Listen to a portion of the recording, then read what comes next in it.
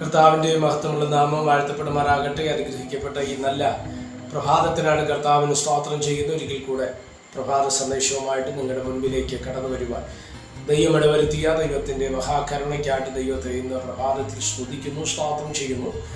ഈ സന്ദേശം നിങ്ങളുടെ ജീവിതത്തിനകത്ത് ഏറ്റവും അനുഗ്രഹമാകുമെന്ന് ഞാൻ കർത്താവിൽ വിശ്വസിക്കുകയും ആഗ്രഹിക്കുകയും ചെയ്യുന്ന പ്രാർത്ഥനയോടെ തിരുവചന ചിന്തയിലേക്ക് നമുക്ക് കടന്നു വരാം. റോമർക്കെതിരെ 11-ാം അധ്യായം അതിൻ്റെ 2-ാം വാക്യം. ദൈവം മുന്നറിഞ്ഞിട്ടുള്ള തൻ്റെ ജനത്തെ തള്ളിക്കളഞ്ഞിട്ടില്ല.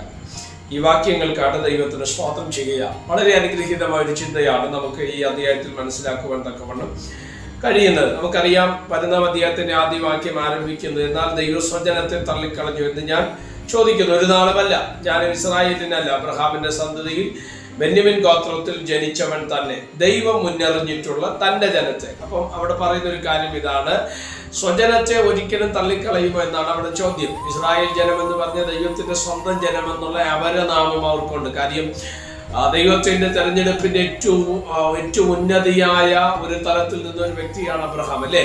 അബ്രഹാമിനെ ദൈവം തിരഞ്ഞെടുത്തതാണ്. ദൈവത്തിന്റെ സ്നേഹിതനായിരുന്നു അബ്രഹാം ദൈവത്തിന്റെ സ്നേഹിതനായിരുന്നു എന്ന് തിരുവചനത്തിൽ നമുക്ക് കാണുവാൻ തക്കവണ്ണം ഇടവരുന്നുണ്ട്. സ്തോത്രം. അബ്രഹാമിൽ നിന്ന് വന്ന ഇസഹാക്ക്, അതുപോലെ യാക്കോബ്, സ്തോത്രം, അവിടെ നിന്ന് ഇങ്ങോട്ട് വന്ന ഗോത്രപിതാക്കന്മാർ, ഇവിടെ നിന്നാണ് ഇസ്രായേൽ എന്നൊരു വലിയ സമൂഹം ഇന്ന് ലോകത്തിൽ ഒരു രാജ്യമായിട്ട് മറ്റുള്ള രാജ്യങ്ങൾ പോലും ഭയപ്പെടത്തക്ക രീതിയിൽ ദൈവം ഒരു വളർച്ചയുടെ ഒരു ഘട്ടം കൊടുത്ത ഒരു തലമുറയാണ് ഇസ്രായേൽ ജനം. ഇന്നും അവർ അഡ്രസ് ചെയ്യപ്പെടുന്നത് ദൈവത്തിന്റെ ജനമാണ്. സ്തോത്രം. എന്നാൽ ദൈവത്തിന്റെ ജനത്തെ, സ്വജനത്തെ ദൈവം തള്ളിക്കളയുമോ എന്നുള്ള ചോദ്യത്തിൽ നിന്നാണ് ഈ അധ്യായം ആരംഭിക്കുന്നത്. അതിന് പൗലോസ് അപ്പോസ്തലൻ കൊടുക്കുന്ന ഒരു മറുപടിയാണ്, മുന്നറിഞ്ഞിട്ടുള്ള, ദൈവം മുന്നറിഞ്ഞിട്ടുള്ള തൻ്റെ ജനത്തെ അവൻ തള്ളിക്കളയത്തില്ല. എന്താ മുന്നറിവ് എന്നുള്ള വാക്കുകൊണ്ട് അർത്ഥമാക്കുന്നത്? സ്തോത്രം. വചനം പറയും, നിർണയപ്രകാരം വിളിക്കപ്പെട്ടവർ. ദൈവനിർണയമുണ്ട്.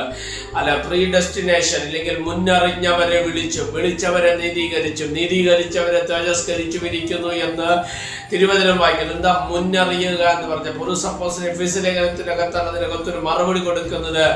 അവൻ നമ്മെ ലോകസ്ഥാപനത്തിനു മുൻപേ നമ്മെ അവനിൽ തിരഞ്ഞെടുത്ത ദൈവകൃപ. അപ്പൊ എന്നെയും നിങ്ങളുടെയും തിരഞ്ഞെടുപ്പ് എപ്പോഴാണ് നടന്നത്? ലോകസ്ഥാപനത്തിനു മുൻപേ നടന്നു കഴിഞ്ഞു എന്ന് അപ്പോസ്തലനായ പൗലോസ് എഫെസ്യ ലേഖനത്തിനകത്ത് പരാമർശിക്കുകയാണ്.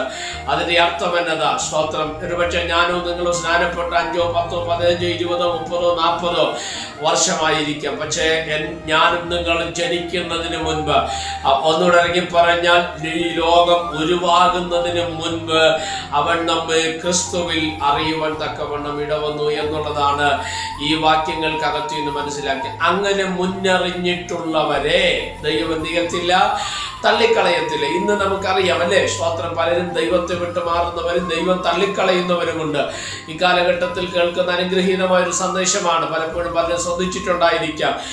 ദൈവം വിളിച്ചവരുമുണ്ട്, ദൈവത്തെ വിളിച്ചവരുമുണ്ട്. സ്തോത്രം. രണ്ടും രണ്ടാണ്.